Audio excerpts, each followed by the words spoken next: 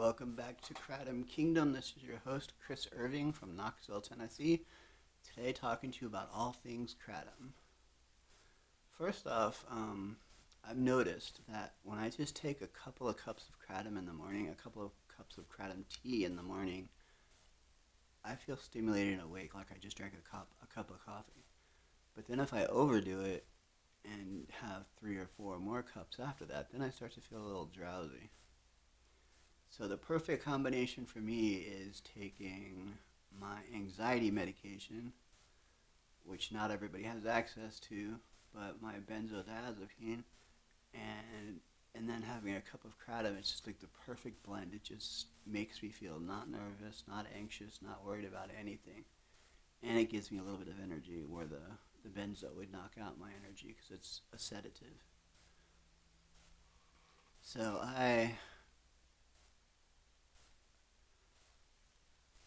I'm gonna start getting my Kratom from New Dawn because they're a really top-notch company, and I'm pretty sure they get their Kratom from Indonesia as well. It just got a little too expensive for me to go directly to Indonesia, and they don't accept PayPal anymore because PayPal won't work if it has anything to do with Kratom. So you've got to have another way to pay.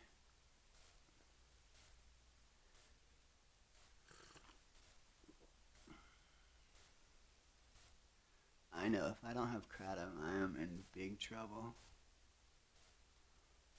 because I would definitely say that I'm addicted to it,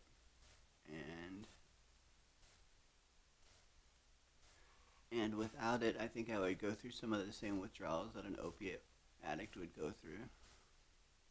So it's nothing to play around with. The withdrawal on it's not going to kill you. It's not going to kill you like a benzodiazepine withdrawal. It'll just make you feel uncomfortable, maybe a runny nose, maybe a little irritable. That's just because your brain's getting used to these alkaloids on your receptors. When they're not there, they're going, wait a minute, I like that.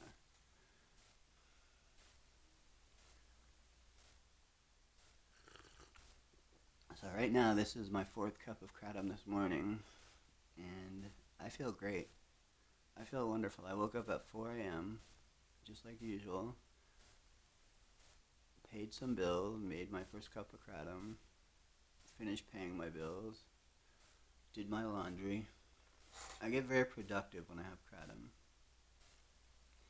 And what makes it even better is I'm not afraid to leave my house. I have terrible agoraphobia.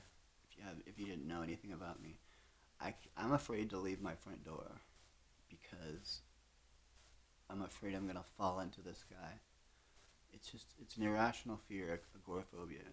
But that's because I suffer post-traumatic stress syndrome. Having had a stroke at 33 for no reason at all when I was a perfectly healthy, vegan, outdoorsy guy just kind of threw me for a loop. I mean, I didn't know what was up, what was down, why it happened. Nobody can tell me why it happened. They just say it happens to some people. So I have to deal with it. So I'm always constantly afraid of it happening again, because it was out of the blue. But I do everything I can so that it doesn't, including drinking Kratom. There's a lot. I did a little YouTube search, and there's a lot of really stupid advice on YouTube about Kratom. Talking about it's not addictive or how to take it, and it's just you can tell these people have never done it once in their life. Where for me, I take it every single day. I am a Kratom connoisseur. One lady said don't mix strains, which is the complete opposite of what I profess. I say if you're taking red one day, red once, take a green next, then take a white, because your brain doesn't get used to one strain all the time. Once your brain gets used to that one strain, then you build up a tolerance to it. So if you can mix up the strains, then you're mixing up the tolerance, and you're not going to have that strong tolerance.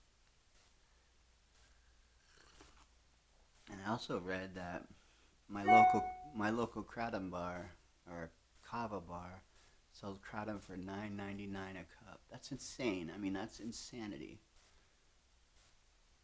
I would rather spend $100 and drink it myself, drink however much I want of it, and in the comfort of my own home. I I honestly think Kratom is a wonder drug.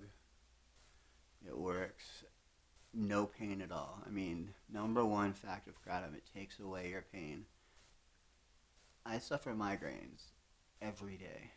I haven't had a migraine. I have the migraine symptoms still, the nausea, the double vision, but I don't get the pain. It's the most amazing thing ever. I've had migraines since I was 11 years old, since I hit puberty,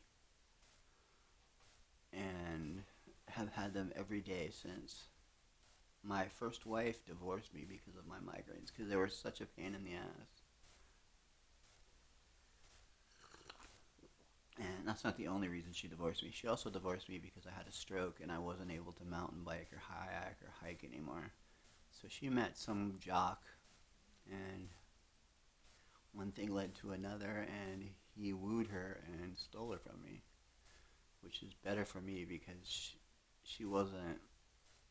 Her and I were on different pages. I was an artist. I was a musician. And she was a jock.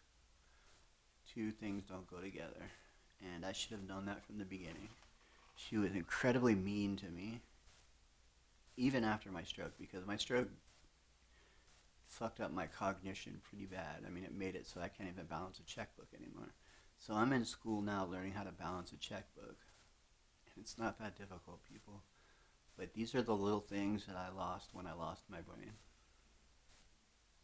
I have a hole in my brain about 4 to 7 centimeters in diameter right here that blocks all blood to my prefrontal cortex, which is your personality. So my personality changed, and I became kind of a dick.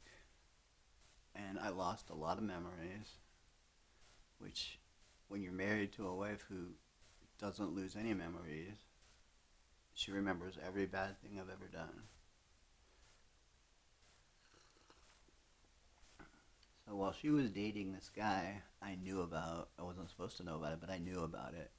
I started dating a girl, and I was 40 and she was 19, which was bizarre because I did not purposely go out looking for a 19-year-old girl. She was a college student in one of my classes, and we got it. I mean, we dug each other, and it was like we had music in common, we had education in common, and one thing led to another, and I went to jail.